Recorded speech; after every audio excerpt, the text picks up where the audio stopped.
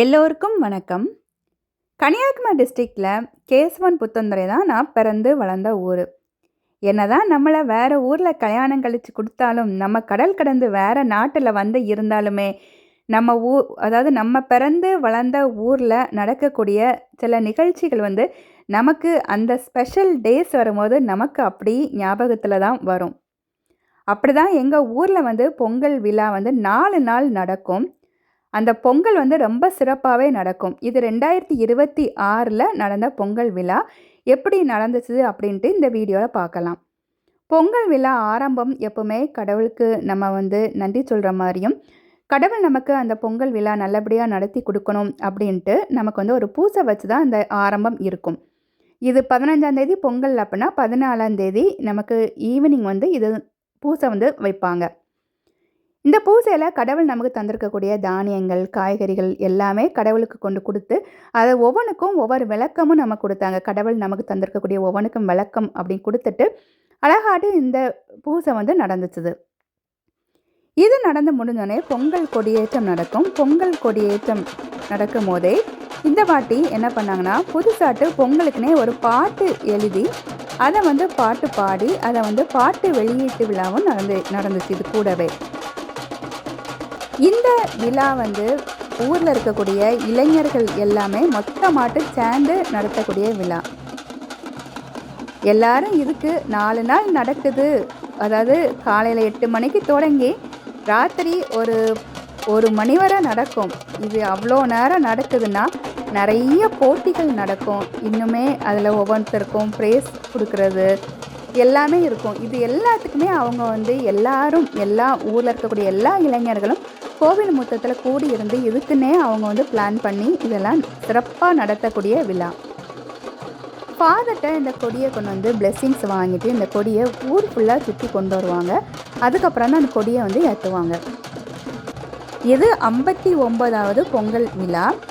எனக்கு 1985, அதாவது எனக்கு ஒரு 10 வயசு இருக்கும் போது தான் இந்த பொங்கல் விழாவை பற்றின விவரம் எனக்கு வந்தது. அப்போ எங்கள் ஊரில் வந்து பிரின்ஸ் கிளப் அப்படின்னு ஒன்று இருந்துச்சு. எங்கள் அத்தை பையன், அதாவது எங்கள் அப்பாவோட மூத்த அக்காவோட பையன் டேவிட் மச்சான்ட்டு, அவங்களும் அவங்க கூட நிறைய இளைஞர்கள் எல்லாருமே சேர்ந்து இருந்தது இந்த பிரின்ஸ் கிளப்பை வந்து அவங்க நடத்திட்டு வந்தாங்க. அவங்க தான் இந்த பொங்கல் விழாவை வந்து அந்த நேரங்களில் நடத்தினது. இந்த பொங்கல் கொடியை ஊர் ஃபுல்லாக சுற்றி கொண்டு போயிட்டாங்க. அது சுற்றி வரும்போது இங்கே வந்து ஆரம்பம் ஒரு அழகான ஒரு பரதநாட்டியம் இதில் வந்து நடந்துச்சுது. அந்த பிரின்ஸ் கிளப் இருக்கும்போது அந்த பொங்கல் விழா நடக்கும் போது எல்லா இளைஞர்களும் மொத்தமாட்டு ரெட் கலரில் ஷர்ட் போட்டுட்டு நடத்துனாங்க. நானுமே அதில் வந்து டான்ஸ் பண்ணேன். எங்கள் வீட்டில் வந்து இப்போவுமே அந்த ஃபோட்டோஸ் எல்லாமே இருக்குது. நான் அடுத்த வருஷம் நான் வந்து அதை எல்லாத்தையுமே நான் ஃபோட்டோ எடுத்து நான் வந்து வீடியோவாட்டு நான் போடுறேன். அதை பார்க்கும்போது நிறைய பேருக்கு மலரும் நினைவாட்டு இருக்கும். ஏன்னா அதில் இருந்த நிறைய பேர் இன்றைக்கு எல்லாருமே 60+ அந்த மாதிரி இருப்பாங்க. அப்போது 20 வயசில் இருந்தவங்க இன்றைக்கி வந்து 60 வயசில் இருக்கக்கூடியவங்களாட்டு இருப்பாங்க. ஊர் ஃபுல்லாக அந்த கொடியை கொண்டு வந்து எல்லாருமே சேர்ந்து, ஊர்லேயும் நிறைய பேர் கோவில் முத்தத்தில் வர முடியாமல் வயசானவங்க இருப்பாங்கள்ல, அவங்களுக்குமே இந்த கொண்டாட்டத்தை அவங்களுக்கும் அவங்க வீட்டு முத்தத்துலேருந்து பார்க்குற மாதிரியே இருக்கும்.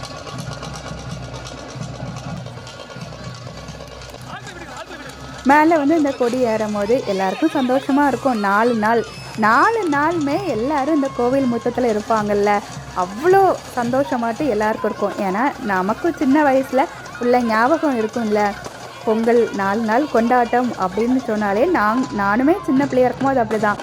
காலையில் 8 மணி ஆயாச்சுன்னா விளையாட்டு போட்டிகள் நடக்கக்கூடிய இடத்துக்கு போயிடுறது, விளையாட்டு போட்டிகள் எல்லாம் பங்கேற்கிறது.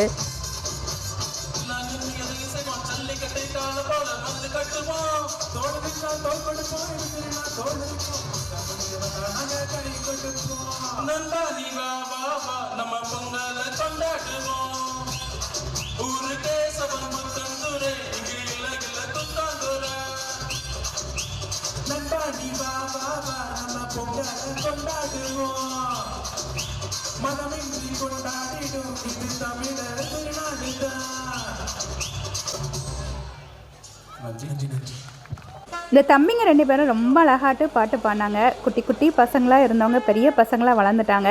சொல்ல போயாச்சுன்னா எனக்கு வந்து இப்போ ஊரில் நிறைய இந்த மாதிரி குட்டி பசங்களா இருந்தவங்க வளர்ந்தவங்க யாரையுமே எனக்கு தெரிய மாட்டேங்குது. அவங்களுக்குமே என்ன தெரியுமான்னு தெரியல. இது நடந்து முடிஞ்சோடனே ஃபஸ்ட்டு நடக்கக்கூடிய விளையாட்டு போட்டின்னு சொல்லியாச்சுன்னா கபடி போட்டி தான். இந்த கபடி போட்டியை பார்க்கும்போது எனக்கு எப்போவுமே எங்கள் மூத்த அத்தையோட பையன் லெரி மச்சான் அவங்க ஞாபகம் தான் வரும். நான் சின்ன பிள்ளையா இருக்கும் போதெல்லாம் அவங்களும் இந்த கபடி போட்டியில் வந்து விளையாடுவாங்க.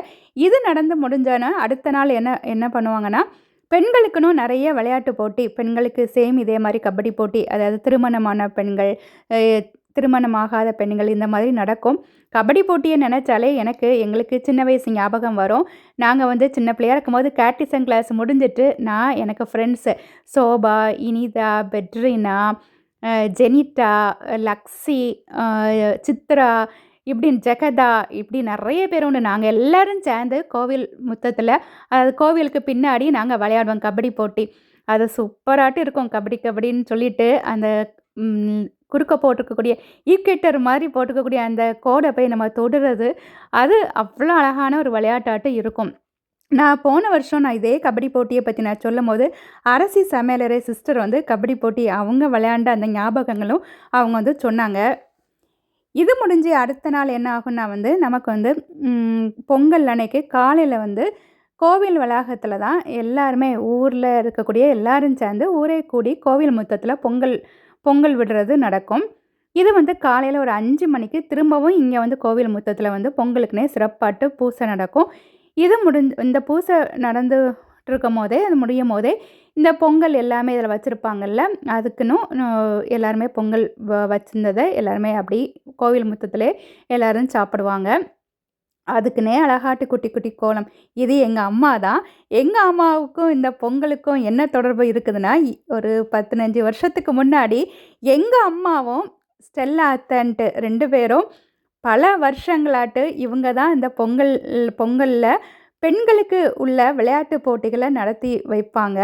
எங்கள் அம்மாவும் ஸ்டெல்லா அத்தையும் ஆளுக்கு ஒரு விசில், ஆளுக்கு ஒரு நோட்டு, பென்னு எல்லாம் எடுத்துகிட்டு காலையில் 8 மணிக்கே இதில் போனாங்கன்னா ஒரு 6, 5 மணி வரை அவங்க நிகழ்ச்சிகள் எல்லாமே நடத்தி வச்சுட்டு தான் வருவாங்க.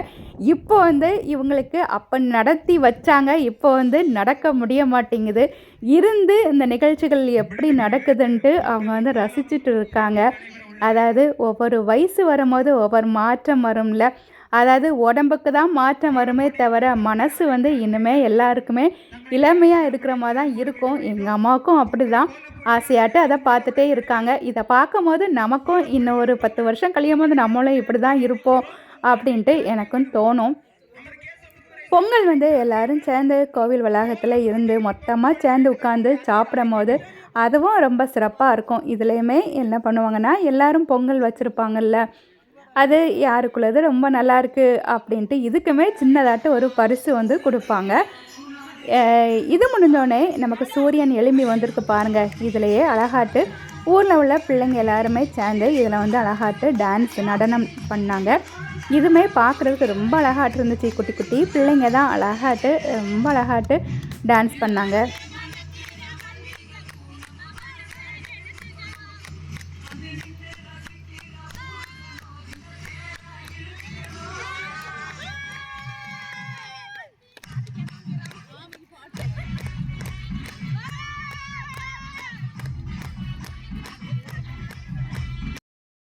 அதாவது ஊரே கூடி இந்த கோவில் வளாகத்தில் அப்படி சேர்ந்து இருக்கும் போது நல்லா இருக்கும்ல, எல்லாரும் ஒருத்தருக்கு ஒருத்தர் பேசிட்டு அப்படி விளையாடிட்டு இருக்கும் போது. இது முடிஞ்சதுக்கப்புறம் கோல போட்டி நடக்கும். ஒவ்வொரு தெருவுலையும் இந்த மாதிரி கோலம் போடுவாங்க. அதாவது கோலம் போடுறாங்க அப்படின்னா அந்த தெருவில் இருக்கக்கூடியவங்க எல்லாரும் சேர்ந்து மொத்தமாக அதில் ஒரு பெரிய கோலமாக போட்டு அதுக்கு மொத்தமாக எல்லாருமே சேர்ந்து இருந்து கலர் போடுவாங்க. இதுக்குன்னே ஃபஸ்ட்டு நம்ம என்ன கோலம் போடலாம் அப்படின்ட்டு எல்லாமே அதுக்குன்னே அவங்க வந்து பிளான்லாம் பண்ணிவிட்டு போடக்கூடியது. அதாவது இதெல்லாமே ஒரு டீம் ஒர்க் அப்படின்னு சொல்லிக்கலாம். கூட்டு முயற்சி அப்படின்னு கூட சொல்லிக்கலாம். நமக்கு இதெல்லாமே பார்க்கும்போது எல்லாமே நமக்கு பார்க்குறதுக்கு அப்படி அழகாட்டு இருக்கிற மாதிரி இருக்கும். எனக்கு இந்த வீடியோஸ் எடுத்து கொடுத்த என்னோடய ஃப்ரெண்டுக்கு ரொம்ப ரொம்ப ரொம்ப ரொம்ப நன்றி. குட்டி பையன் எனக்கு சித்தப்பாக்க பேரன் தான். அவன் அழகாட்டு வருங்காலத்தில் உள்ள இந்த மாதிரி நிகழ்ச்சிகள் எல்லாம் நடத்தி கொடுக்கக்கூடியவன் பாருங்கள் எவ்வளோ அழகாட்டு வேஸ்ட்டையும் சட்டையும் போட்டுக்கிட்டு நம்ம பாரம்பரியமான உடைகள் நம்ம இந்த சிறப்பான நாட்களில் போடும்போது ரொம்ப நல்லா இருக்கும் பார்க்குறதுக்கு. நமக்கு பாரம்பரியம் இது பார்க்கும்போது நல்லா இருக்கும்ல. இந்த கோலம் என்ன பண்ணுவாங்கன்னா எல்லா தெருக்கள்லையும் ஊர் ஃபுல்லாக போட்டிருப்பாங்கல்ல, இதை வந்து பார்ப்பாங்க யாருக்கு உள்ளது நல்லாயிருக்கு அப்படின்ட்டு. அதாவது நமக்கு ப்ரைஸ் கிடைக்குதோ கிடைக்கலையோ எல்லாரும் சேர்ந்து இருந்து அதில் போட்டிருக்கதே நமக்கு அது ஒரு சந்தோஷம்தான். அதுவும் நம்ம வீட்டு முன்னாடி நம்ம தெருக்களுக்கு முன்னாடி நம்ம எல்லாரும் சேர்ந்து இருந்து அந்த தெருவில் உள்ளவங்க எல்லாரும் சேர்ந்து போடுறதே சிறப்பான ஒரு நிகழ்ச்சியாட்டு இருக்கும். இன்னுமே இதில் நிறைய விளையாட்டு போட்டிகள் நடக்கும். ஆக்சுவலி சொல்ல போயாச்சுன்னா எங்கள் ஊரே ஒரு கேட்டட் கம்யூனிட்டின்னு சொல்லிக்கலாம். ஏன்னா வந்து இப்போல்லாம் வந்து சிட்டிலலாம் கேட்டட் கம்யூனிட்டின்னு ஒரு பெரிய காம்பவுண்டுக்குள்ளாடி நிறைய வீடுகள் இருக்குது. நிறைய இந்த மாதிரி நிகழ்ச்சிகள்லாம் நடத்துகிறாங்க. இது வந்து ஒரு கிராமத்தில் எப்படி இந்த நிகழ்ச்சிகள் நடக்குது அப்படின்ட்டு நீங்கள் பார்க்குறீங்க. இதுவுமே ஒரு கேட்டட் கம்யூனிட்டி மாதிரி தான். எல்லோரும் மொத்தமாக சேர்ந்துருப்பாங்க. சொல்ல போயாச்சுன்னா இங்கே ஒரு செக்யூரிட்டி காவலுக்கு யாரும் இல்லை அப்படின்னு நம்ம சொல்லலாம். அங்கெல்லாம் இருக்கும். ஆனால் என்ன, இங்கே வந்து வீட்டு முற்றத்திலே எல்லாருமே இருப்பாங்க. அதனால் இங்கே திருடமார் யாருமே வர முடியாது. அப்புறம் இங்கே என்னது ஒருத்தருக்கு ஒருத்தர் நல்ல உதவியாக இருக்கும். ஒரு ஆளுக்கு ஒன்றுனா உடனே அடுத்த வீட்டில் இருக்கிறவங்க போவாங்க. அந்த மாதிரி இது வந்து இந்த கிராமம் அப்படி தானே, ரொம்ப அழகாக இருக்கும். இன்னும் இதில் நிறைய விளையாட்டு போட்டிகள் இதில் வந்து நடக்கும். நமக்கு ஸ்பூனில் நமக்கு லெமன் கொண்டு போகிறது, முறுக்கு கடிக்கிறது, அப்புறம் இங்கே பாட்டு போட்டியும் நடக்கும்.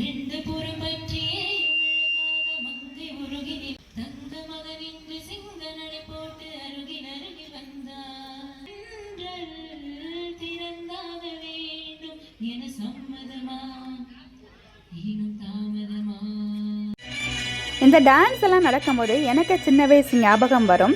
இதே ஸ்டேஜில் நான் சின்னதாக இருக்கும் போது நான் என்னோடய ஃப்ரெண்டு ஜெனிட்டாவும் சேர்ந்து பொங்கலை வைக்க அந்த பாட்டு, அதாவது பூ பூக்கும் மாதம் தை மாதம்க்குலாம் அந்த பாட்டு, அப்புறம் கரகம் கூட நாங்கள் 2 பேரும் சேர்ந்து ஆடியிருக்கோம். இதில் வந்து மாங்குயிலே பொங்கிலேன்னு பாட்டுக்கலாம். எனக்கு அது மட்டும் கிடையாது, இன்னும் நிறைய டான்ஸ் இதில் பண்ணியிருக்கோம்.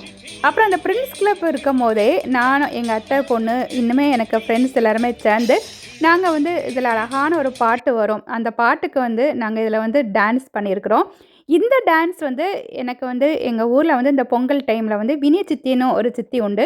அவங்க தான் எங்கள் எல்லாருக்குமே இந்த டான்ஸ்லாம் சொல்லி கொடுப்பாங்க. அந்த பொங்கலுக்குன்னே நாங்கள் வந்து அவங்க வீட்டுக்கு, அதாவது ஒரு 5 மணிக்கு அப்புறம் ஸ்கூல்லாம் முடிஞ்சு வந்ததுக்கப்புறம் அவங்க வீட்டுக்கு போவோம். அவங்க அழகாக டான்ஸ்லாம் எங்கள் எல்லாருக்குமே சொல்லி கொடுப்பாங்க. இந்த பொங்கல் இங்கே வந்து நம்ம கோவில் முற்றத்தில் நமக்கு நடந்துகிட்ருக்கும்ல, அப்போ வந்து அந்த சைடில் இப்போல்லாம் பானிபூரி இந்த மாதிரி எல்லாமே அதில் வந்து வியாபாரமும் நடத்துவாங்க. அவங்களுக்கும் இது ஒரு வியாபாரம் நடந்த மாதிரியே ஆச்சுது. ஊரில் வந்து பெண்களுக்குன்ட்டு மாரத்தான் போட்டி நடக்கும். அதே மாதிரி ஆண்களுக்கும் மாரத்தான் போட்டி நடக்கும். ஆண்களுக்கு கொஞ்சம் வந்து இதுக்கு தூரம் வந்து கொஞ்சம் கூடுதலாட்டு இருக்கும். இன்னும் இதில் வந்து நமக்கு ஓட்ட போட்டி, சின்ன இடத்துல ஓட்ட போட்டி, இன்னுமே வேறையும் நிறைய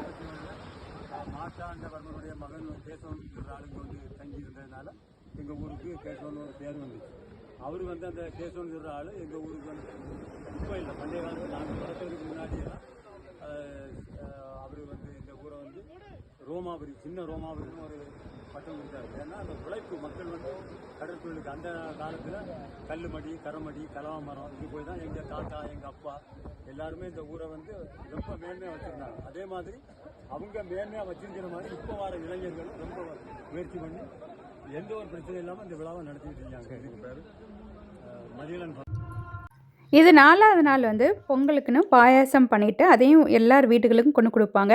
இது வந்து 1979 உள்ள பத்திரிகை, பொங்கல் பத்திரிகை.